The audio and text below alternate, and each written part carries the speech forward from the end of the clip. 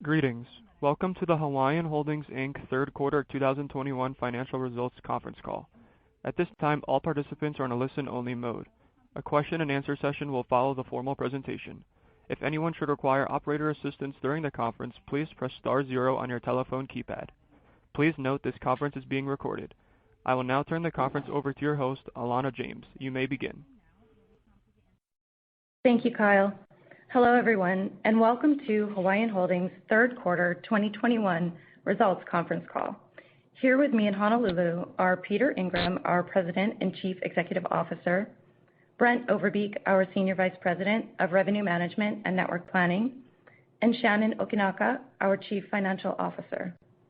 We also have several other members of our management team in attendance for the Q&A. Peter will provide an overview of our business, including the continued impact of COVID-19 and an update on our priorities for 2021. Brent will provide an update on our commercial performance and trends, and Shannon will provide an update on our cost performance and liquidity. At the end of the prepared remarks, we will open up the call for questions. By now, everyone should have access to the press release that went out at about 4 o'clock Eastern Time today. If you have not received the release, it is available on the Investor Relations page of our website, hawaiianairlines.com. During our call today, we will refer at times to adjusted or non-GAAP numbers and metrics. A detailed reconciliation of GAAP to non-GAAP numbers and metrics can be found at the end of today's press release posted on the Investor Relations page of our website. As a reminder, the following prepared remarks contain forward-looking statements, including statements about our future plans and potential future financial and operating performance. Management may also make additional forward-looking statements in response to your questions. These statements are subject to risks and uncertainties and do not guarantee future performance, and therefore undue reliance should not be placed upon them. We refer you to Hawaiian Holdings' recent filings with the SEC for a more detailed discussion of the factors that could cause actual results to differ materially from those projected in any forward-looking statement. This includes the most recent annual report filed on Form 10-K, as well as subsequent reports filed on Forms 10-Q and 8-K. I will now turn the call over to Peter. Mahalo, Alana. Aloha, everyone, and thank you for joining us today.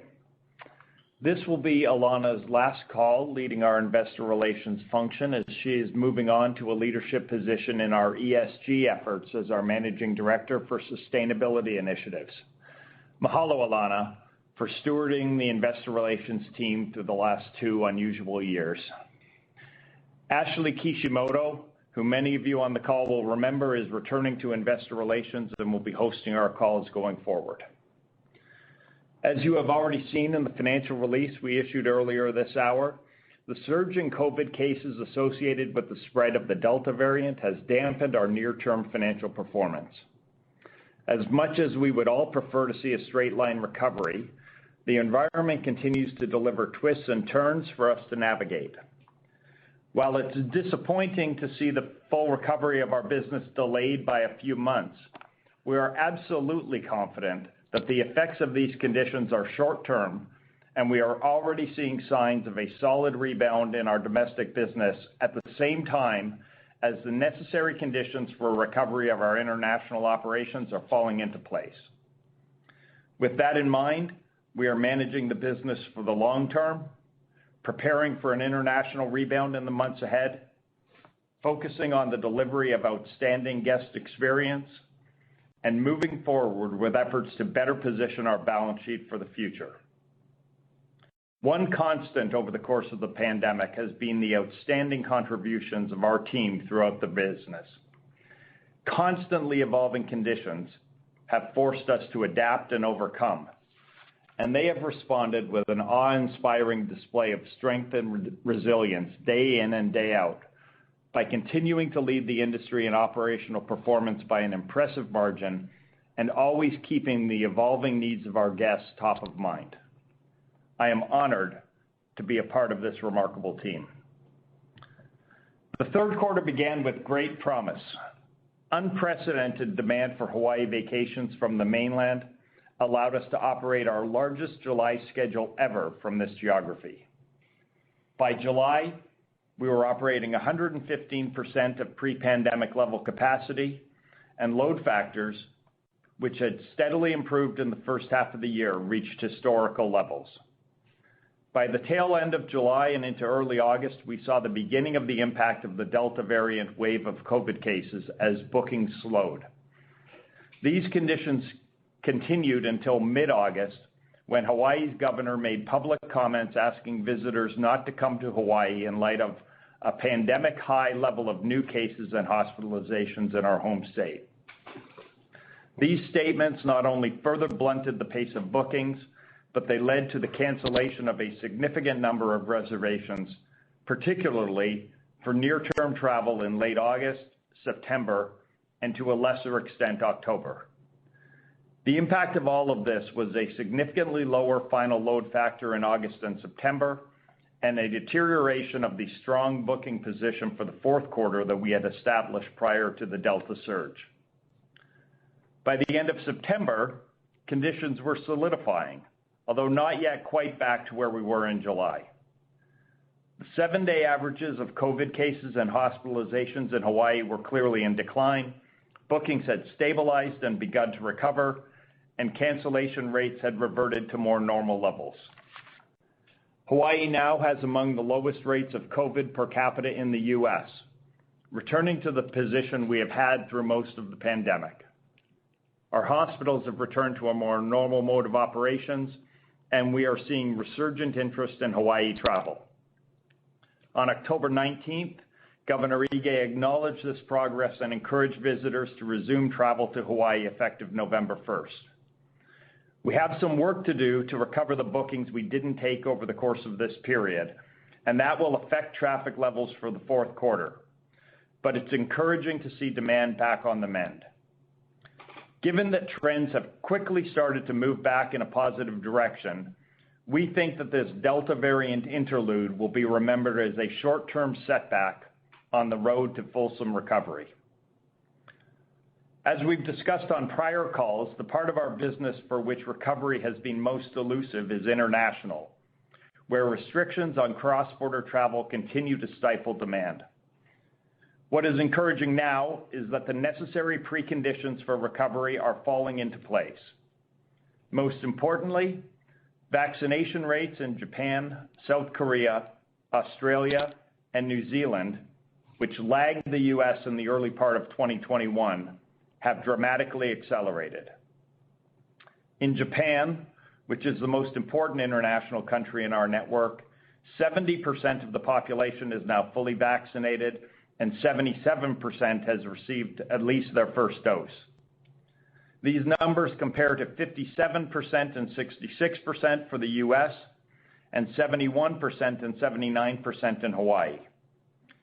Similarly, we expect in the weeks ahead that vaccination rates in our other important international markets will meet and most likely exceed U.S. levels. This environment sets the stage for a relaxation of restrictive cross-border travel policies that have been in place throughout the pandemic. Notably, New South Wales in Australia has announced the elimination of quarantine requirements for vaccinated travelers beginning in November, allowing us to recommence service to Sydney in mid-December for the first time since March of 2020. This is a harbinger of expected policy relaxations in the Asia-Pacific region in the months ahead, and particularly notable given that Australia previously had some of the strictest COVID travel restrictions of major nations. We expect quarantine requirements to be shortened or eliminated, replaced by vaccination and/or testing requirements. When this happens, pent-up demand for leisure travel should be unleashed in our international markets, paralleling the experience we have already seen for domestic travel. People want to travel, especially for leisure. The confinement associated with this pandemic is unprecedented in our lifetime, and when domestic travel restrictions have been relaxed in the U.S. and elsewhere, leisure demand has responded quickly. I am confident the international experience will be similar. We continue to ready ourselves for this eventuality, making sure that we are prepared with staffing, training, and fleet to take advantage of demand while delivering the operational performance that our guests expect of Hawaiian Airlines.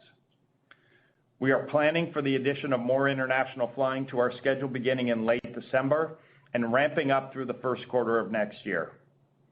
Given that the policy environment is still evolving, we expect that the recovery of international demand will have a limited impact on our fourth quarter financial results, but we expect a more material recovery in 2022. Elsewhere in our business, we experienced a number of notable events in the past quarter.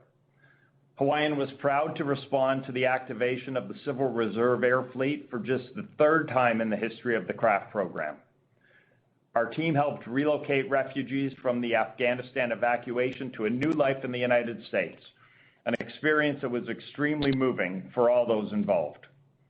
We also continue to use aircraft and crews that are temporarily surplus from our scheduled operations to support charter flights for the U.S. military and other customers. In addition, we marked a notable milestone with the opening of the new Melka Concourse at our Honolulu hub. The Melka Gates represent the first major expansion at our home airport in 28 years, with the ability to simultaneously serve 11 narrow-body or 6 wide-body aircraft. In conjunction with ongoing projects to improve our lobby experience in Honolulu, we are taking meaningful steps to enhance our award-winning guest service. We're also taking concrete steps to reduce our debt levels, most notably by conducting a tender offer for the A and B tranches of our 2020 EETC issuances. As our investors are aware, our focus through 2020 and into the early part of 2021 was bolstering our liquidity to manage through the COVID crisis. While COVID is still with us, we have a clearer line of sight today to long-term recovery, and the tender offer is an important first step towards restoring our balance sheet to a superior long-term position. All of this fits in the theme of focusing on the long term, even as we look to manage near-term performance in a turbulent environment.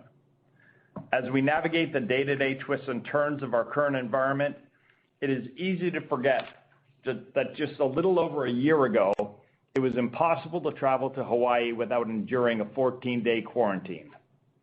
Now we have seen our mainland business recover and are confident that it will recover again from the recent dip. Conditions are falling into place for a recovery of our international franchise. By the middle of next year, we expect to restore system capacity to pre-pandemic levels and beyond, justified by the full restoration of demand for travel to Hawaii. And through it all, I'm immensely proud to share this journey with a fantastic team of aviation professionals who are laser focused on serving the needs of our guests. As we close out this year of recovery over the next couple of months, we are looking ahead to even better days in 2022.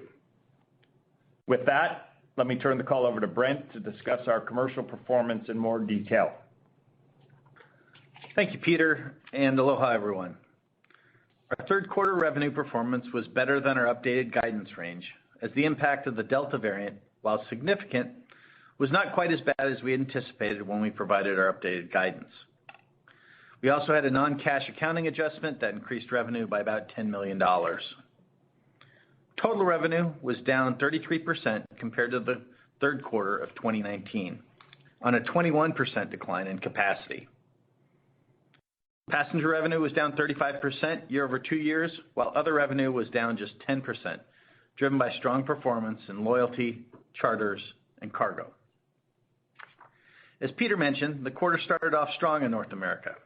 Despite elevated competitive capacity, our North America traffic volumes and passenger revenue exceeded 2019 levels in July.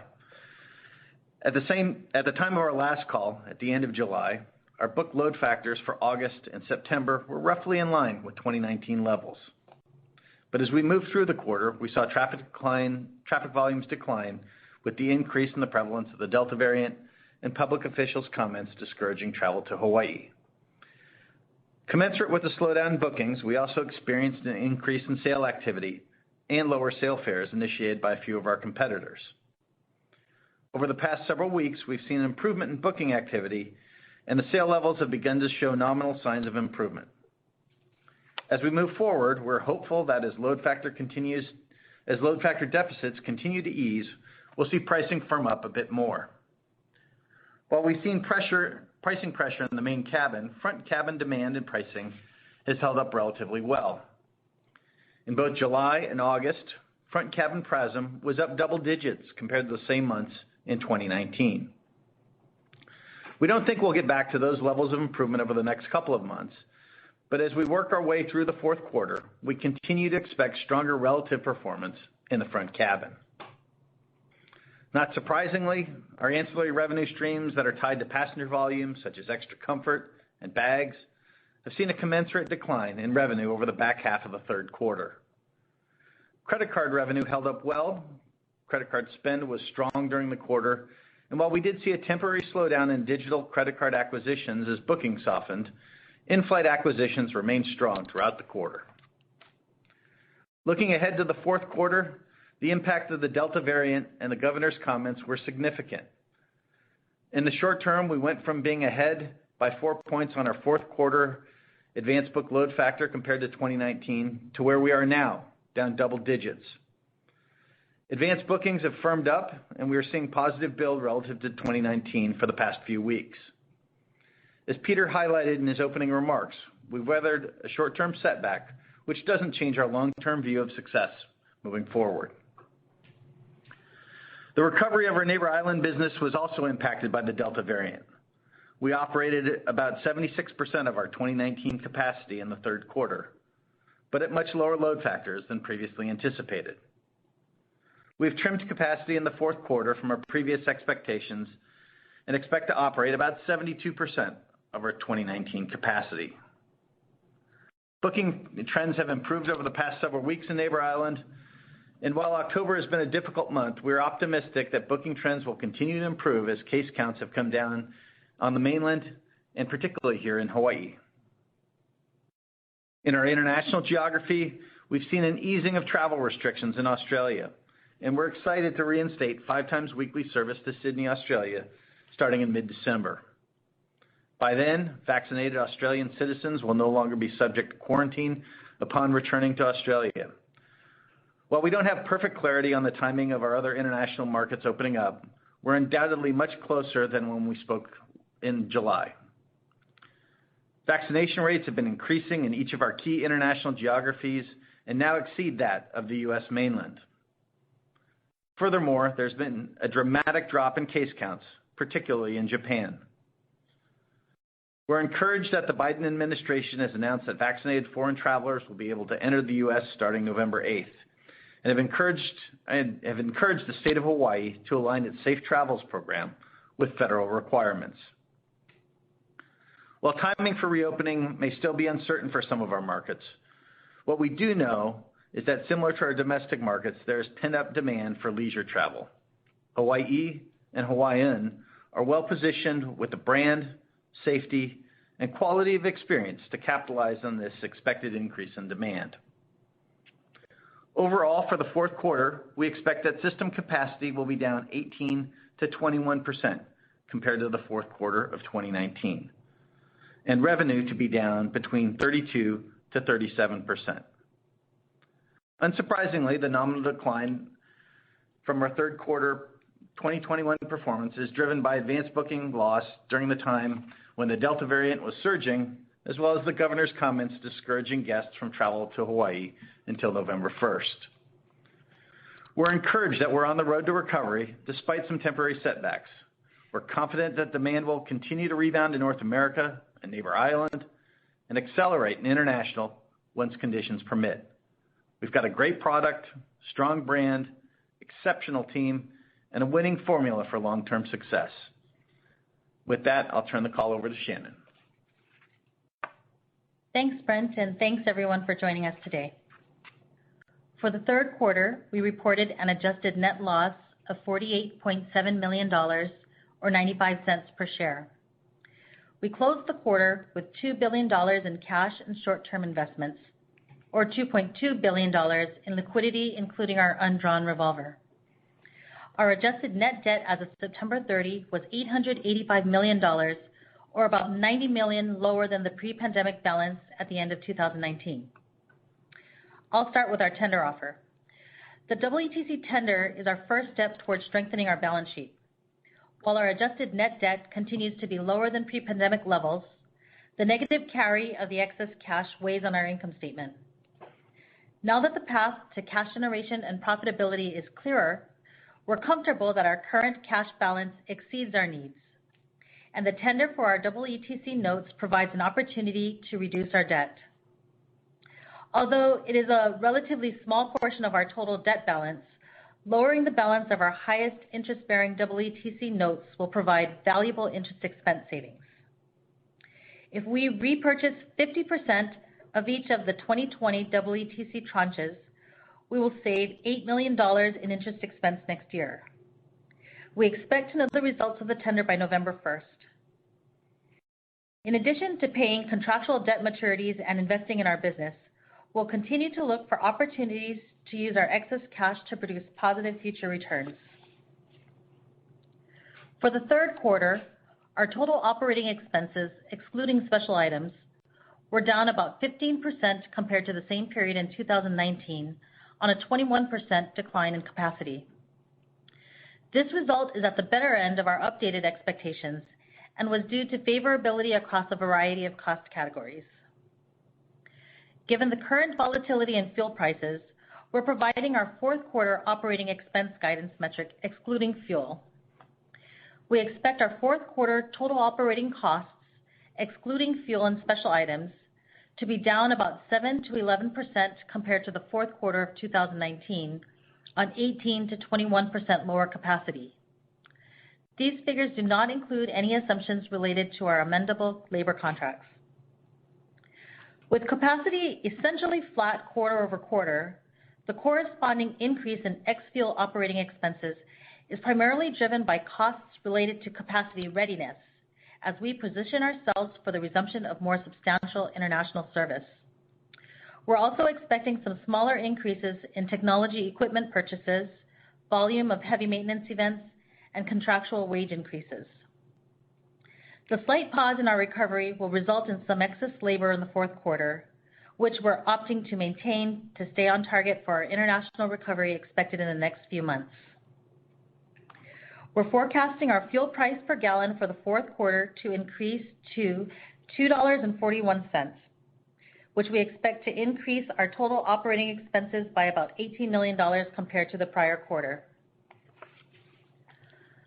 Looking further ahead, we're focused on improving margins and investing in the long-term success of our business, including technology initiatives that will position us to be agile in responding to market demands. We also recently made the decision to continue investing in our growth, extending 2 of our A330 leases that were due to expire in 2021 for 2 more years, which positions the 787 deliveries that we're expecting in 2022 as growth aircraft rather than replacement. We intend to share more details on our 2022 planning assumptions and outlook, including ASMs, CASM-ex, and CAPEX, at an investor call to be held in mid-December. We'll provide more information regarding the investor call in the coming weeks. While we're disappointed that the negative headwinds of the Delta variant have temporarily interrupted our recovery, we're confident in the strength of our business model, the resilience of demand for travel to Hawaii, and our success over the long term. And with that, we can open up the call for questions. At this time, we will be conducting a question and answer session. If you would like to ask a question, please press star 1 on your telephone keypad. A confirmation tone will indicate your line is in the question queue. You may press star 2 if you'd like to remove your question from the queue. For participants using speaker equipment, it may be necessary to pick up your handset before pressing the star keys. One moment please while we pull for questions.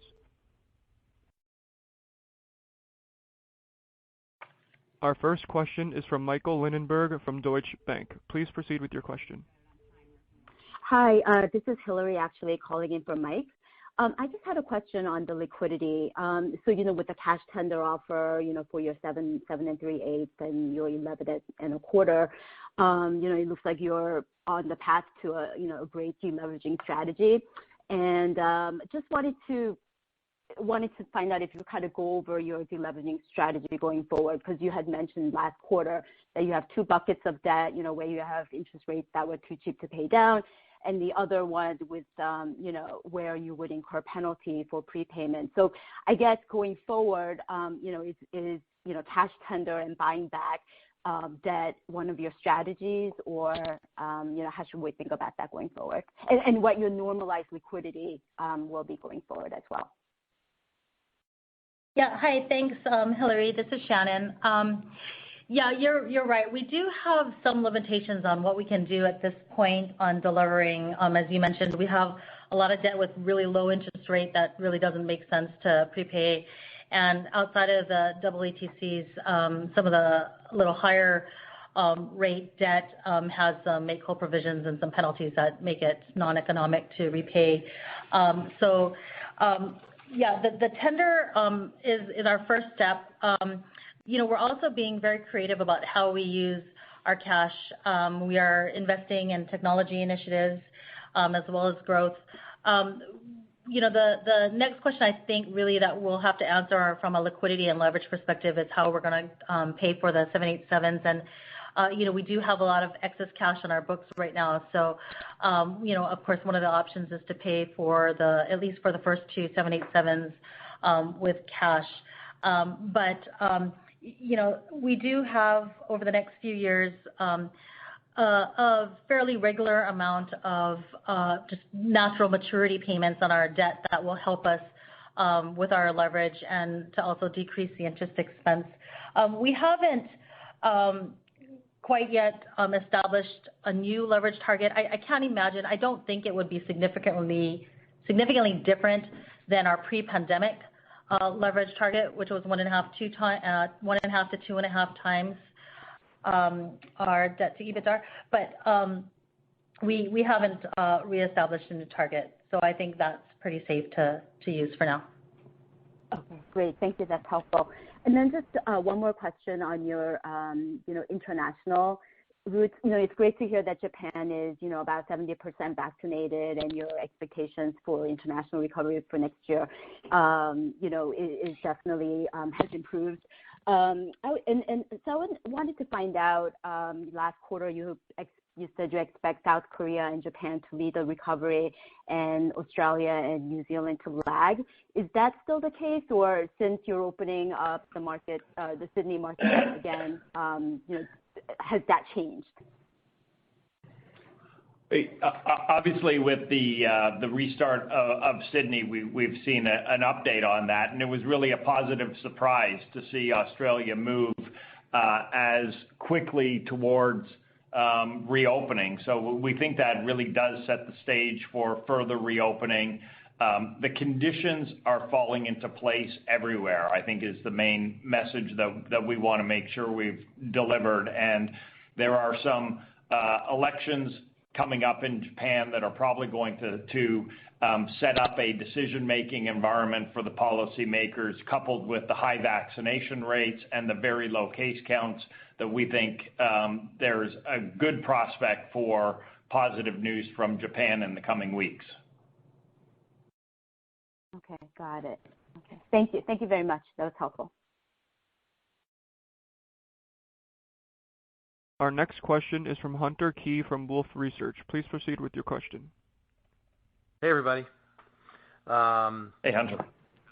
Peter, two quick ones, unrelated, and I'll accept one-sentence answers if you're up for it, and then I got a little bit more of an involved one after that. First one, pre-COVID, what percentage of your passengers were under age 12? I'm going to hand that to Brent to see if that's fine.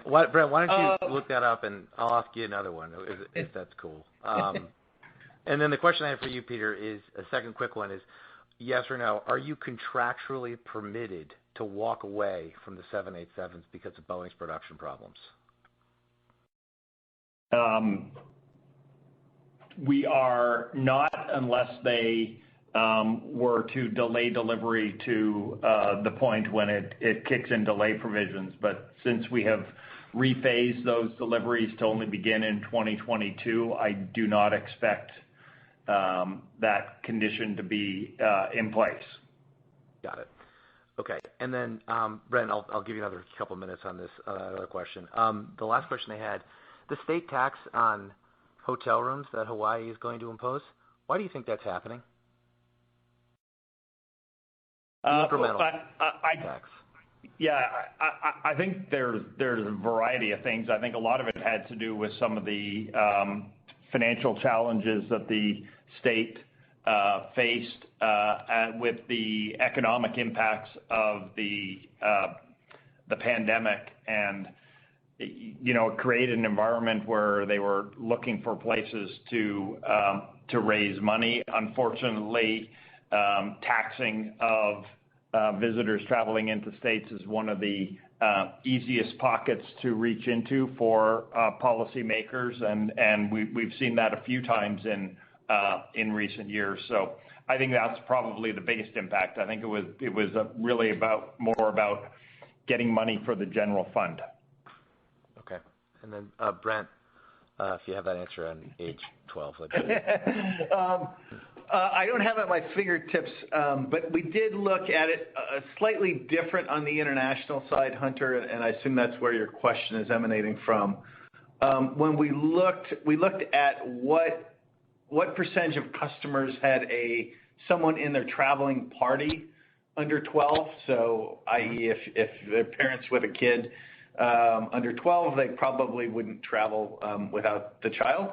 And I want to say in most of our international geographies, that was in kind of the high teens, low 20s when you looked across kind of all of the geographies. Okay, thank you. But I would also I would also temper that with the thought that the vaccinations are now, here in the U.S., where we seem to be very close to approval for people 6 to 11 to be able to get the vaccines, and that would alter those percentages as well. Yeah. Yeah, that was kind of what I was getting at. The last thing I was going to say, that hold music you had was absolutely wild before the call started. It's like a rave. I'm sorry we didn't get to enjoy it on our end. Yeah. I'll talk to you later. Thanks. Thanks, Hunter. Our next question is from Connor Cunningham with MKM Partners. Please proceed with your question. I want to echo the music as well. I think it was a Star Wars theme song. It was quite interesting. Just on international in general, is there a scenario in which you see a full-blown recovery to 2019 levels? And then if you do see a recovery of that nature, what's the potential CASM-ex tailwind that you get just from having the international network back? My base case expectation is a full recovery to 2019 levels. So absolutely, there's a scenario.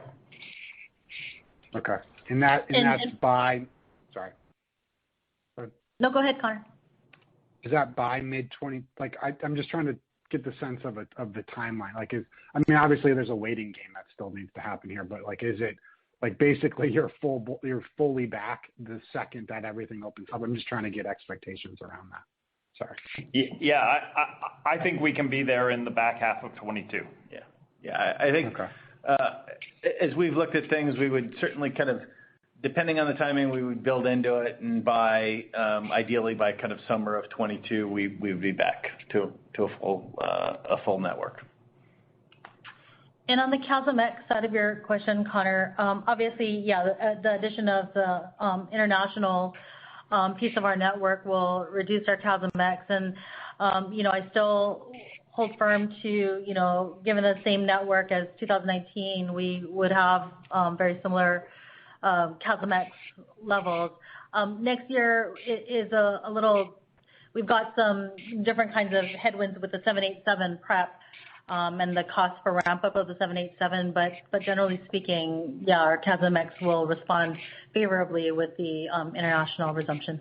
And I would say we're not giving specific 22 guidance today. Part of the reason we're going to schedule a call in December to talk to everyone is to give the policymakers a little bit more time to evolve the policy environment, and that'll hopefully give us a clearer picture of what our outlook will be for the ramp up of capacity in 22. We may not know everything by December, but we're hoping to know more than we do today.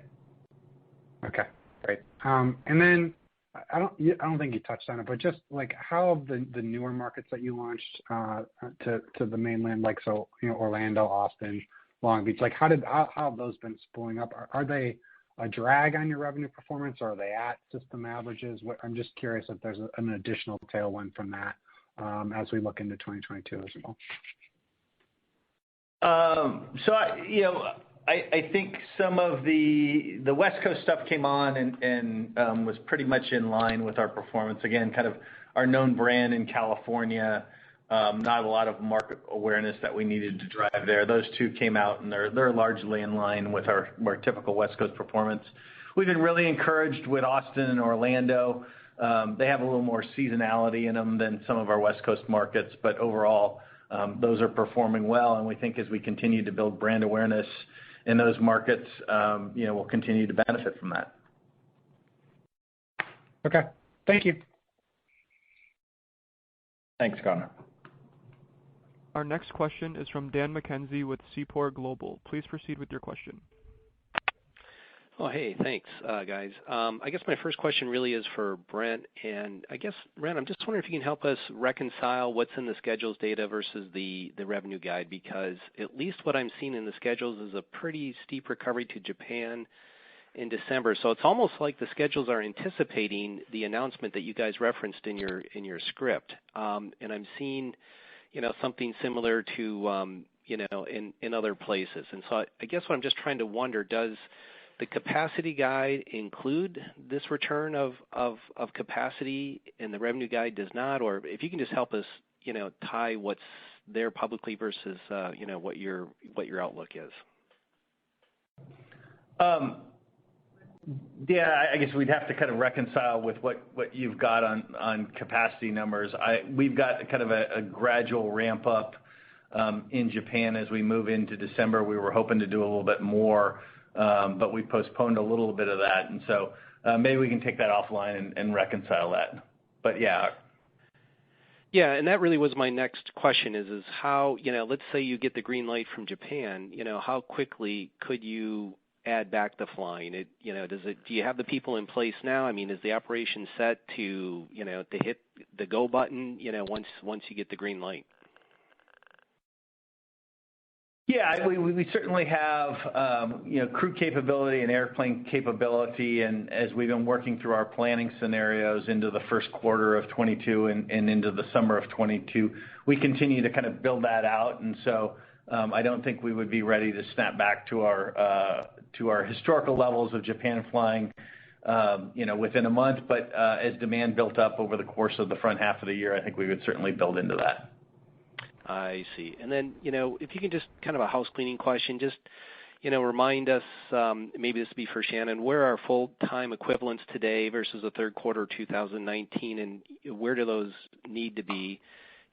And, is that at this point, a constraint to, how you're thinking about the schedule you want to fly, say in the first quarter or in the summer of next year? Dan, so I don't have those exact numbers. I know that our FTEs are still lower. We'll pull up the exact numbers for you and give you that information offline. But let me answer that a little bit more generally. I mean, we are down several hundred, I would say, employees relative to where we were in 2019. But in anticipation of the recovery of our capacity that we're building to, we have hiring in place as well.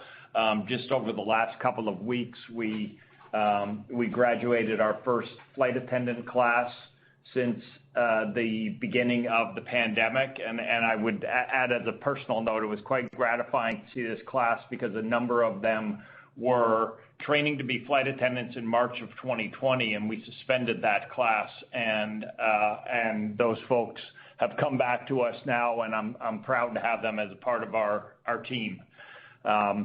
We had our first pilot class that we've graduated since the beginning of the pandemic. We've been hiring in our airport operations. So we are actively working on the recruiting front, understanding that we did have some people leave the company permanently in the early part of the pandemic, and we're positioned to recruit and train and meet the requirements we need to deliver the operation that our guests expect.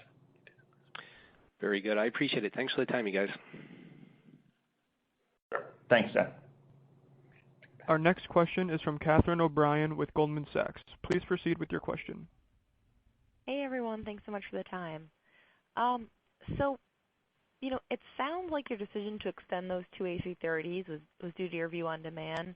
But was the uncertain timing of when 787 deliveries will begin again a factor at all? And then should we think about wide-body net growth next year all being focused on international growth, or was any part of this decision to keep some of those mainland routes you started during the pandemic? Thanks.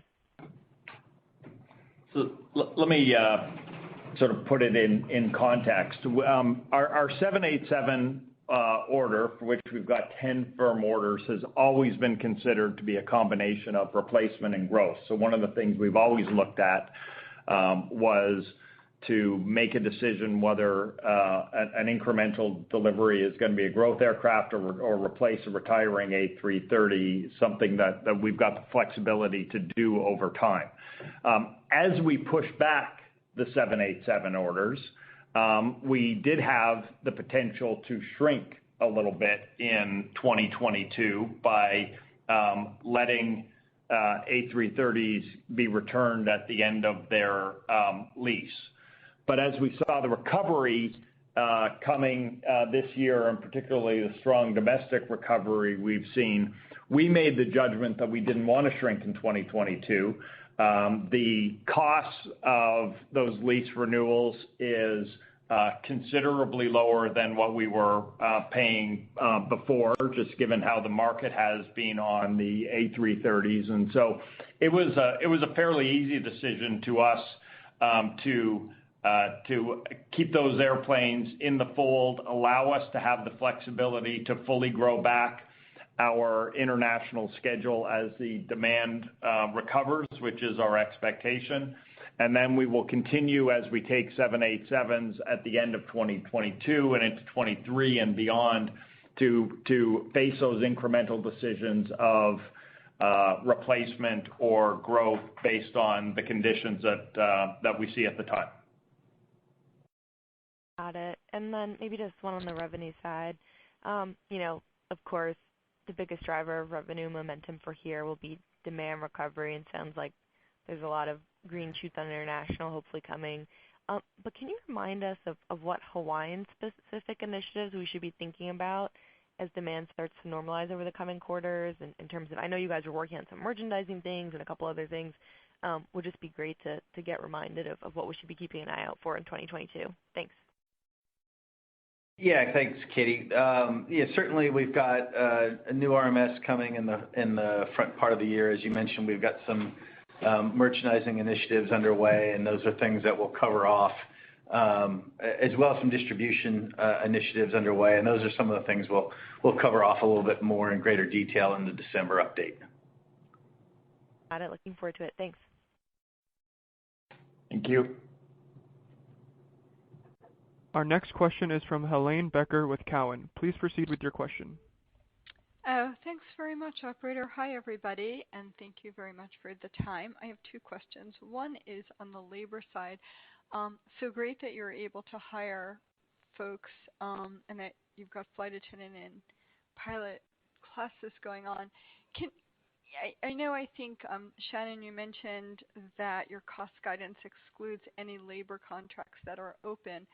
Can you just maybe talk about your thoughts regarding timing of getting these contracts done? Or are people still not necessarily willing to negotiate, or are they willing and you're just not reaching an agreement? How should we think about that? Yeah, let me take that one, Helane. So we, as you know, we don't have an amendable contract with our flight attendants. We settled that agreement in the early part of 2020. Actually, I think it was in May 2020. We came to terms. So we're under contract with the AFA for our flight attendant group through 2025. Our pilot contract becomes amendable next summer of 2022, and we are already in preliminary discussions around that. Our goal would be to have an agreement in place by the amendable date. We would prefer not to have amendable contracts hanging out for a long period of time. Obviously, that is something that is not unilaterally in our control. We have to make sure we do that in a context where it's a sensible agreement for both us and for the labor unions. But that's what we would like to do, and we're already in some discussions on that, and we expect that to accelerate in the early part of next year. The two contracts that we do have amendable right now, one is with the IAM, and that they represent our airport employees and our maintenance group. That contract became amendable at the end of last year. We had in 2020 or in 2019 actually, we had entered into some expedited negotiations with the goal of getting a deal before the amendable date.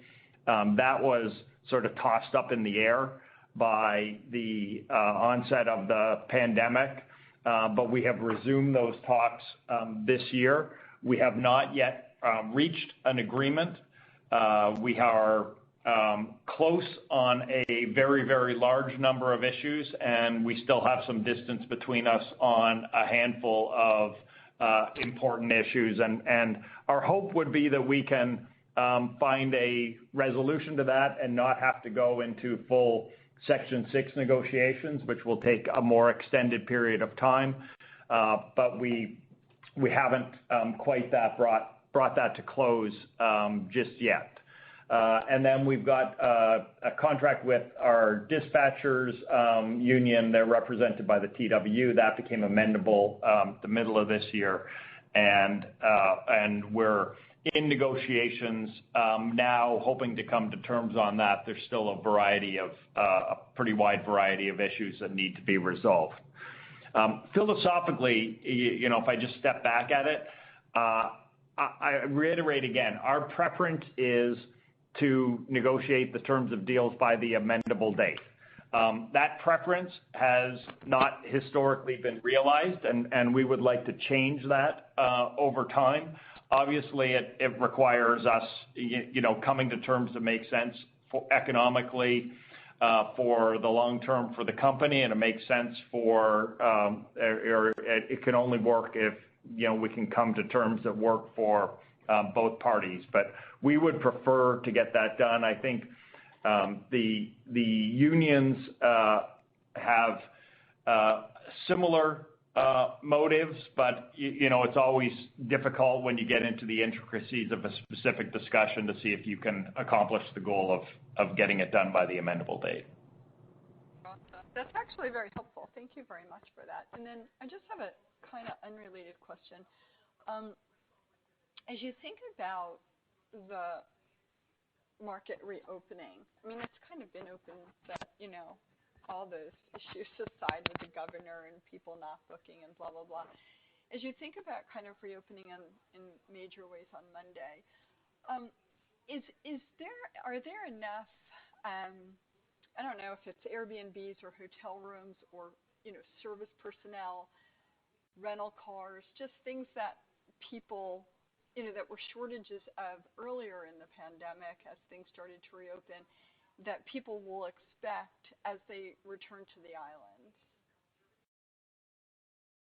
I think the conditions are getting better on that. Right now, from where we were in July, when the domestic business was more than 100% recovered compared to pre-pandemic, there was still some shortage of hotel room availability, as not everything had come back online. I think some of the hotels and restaurants and other businesses have had some challenges attracting workers to staff back up. But that situation has improved over time. And of course, right now we've backed off some of the occupancy levels that we saw in July. And so, there's some room to grow back before you start bumping into the limits. I think earlier in the pandemic, one of the challenges was restrictions on how many people could go into places like restaurants.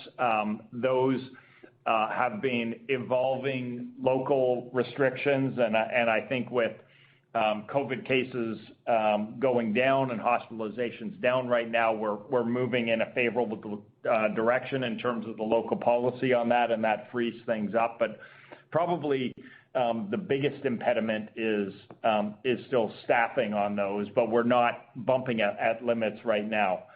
In terms of rental cars, that was one that was particularly acute early on in the pandemic with the unfortunate breathing space that we got from lower arrivals over the last couple of months. That's provided the time for the fleet to be repositioned, and our earlier expectation was that it would be October, November before the rental car companies, at least what they had told us, before they could get their fleet back up to the level of more standard service. And here we are at the end of October and into November, so that should be remedying itself as a constraint. That's really helpful. Thank you. Have a nice afternoon. Great. Thanks, Elaine. Of course. Our next question is from Christopher Stathalopoulos with Susquehanna International Group. Please proceed with your question. Hey, good afternoon. Thanks for taking my question. So I realize you're still setting your plans on CASM-X and are going to give more detail in your December call. But if you could just help us think about the sort of at least some of the pieces here with respect to structural cost savings realized to date, and then anything on the productivity side and how we should think about that. Is it fair to say that you think that you can run the airline on fewer FTEs when your ASMs are fully recovered, or is that perhaps passengers per FTE? Any detail on the productivity piece aside would be helpful. Thanks. Yeah, thanks, Chris. We've done actually quite a bit of work on productivity. What Peter didn't mention as part of our philosophy on the labor agreements is that we believe we should pay competitive wages. And so, when we get into negotiations, we don't disagree with unions about paying competitive wages. But what we do look for in labor agreements, in processes and technology, is increasing our efficiency and productivity. So we've had some, experience in productivity improvements from investments in technology and processes, and you can see that really clearly if you were to look at our airports labor and our processes, especially in Hawaii where we have the bulk of our people. We achieved some productivity improvements through our agreement with the flight attendants union. That was really important. You're talking about number of heads on airplanes, so really important productivity savings there. So I don't have a number for you as far as how much that will impact 2022 CASM, but it works really well to offset some of those contractual wage increases that we talk about every year, pretty much. As far as tailwinds, in addition to labor, obviously, with the wide-body market softening, we'll see some good decreases in some of our aircraft ownership costs with some of those lease extensions that we did this year. We had some structural reductions in costs in our management and administrative costs, things that we reduced in 2020 that we feel do not have to come back even when we're at full capacity. We've done a lot of work on our maintenance programs, looking at, especially I think they focus on A321 more recently, and looked at how they do their heavy checks and when they do them to reduce costs and gain efficiency there. the reason why we did the tender really at this point is to save on interest expense. So we've got a number of tailwinds which will offset, some of the headwinds that we see, and we've talked about airport costs, increasing, and the 787 transition costs. I can quantify some of this better for you in December, but that's just some of the gives and takes that we're looking at in 2022. Is there a general number you can share with respect to the savings on the structural side to date? I don't have anything off the top of my head, so we'll look at it and we'll provide more information in December.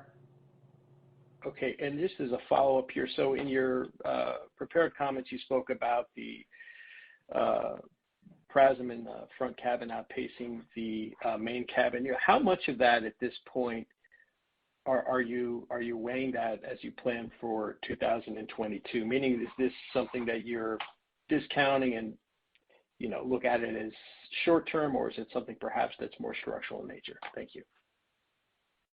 I think it's structural. It's something that we saw even pre-pandemic in terms of improving demand for that product and our ability to monetize that. And so we were bullish going into 19 and 20, and we had seen some real improvements in our ability to monetize some of the investments we had made in that cabin. And certainly as we've come back out of the pandemic, that has remained strong. But looking forward, I anticipate that's going to be a trend that we continue to see. Okay, thanks for the time.